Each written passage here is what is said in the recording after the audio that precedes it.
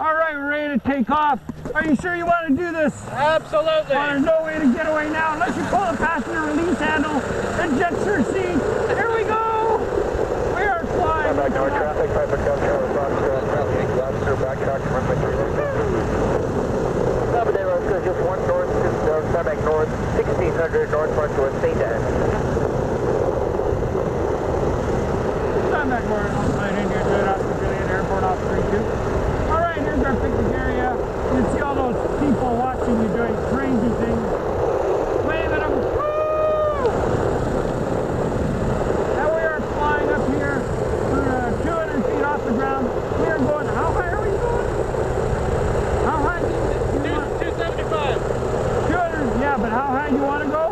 That's it, 275? As high as you to level out? Oh, no, it's high. No, level out. Okay, we're going to keep climbing. You're going up 5,000 feet. This guy has courage like no other. So we're going to keep climbing. We're going to see you at 5,000 feet.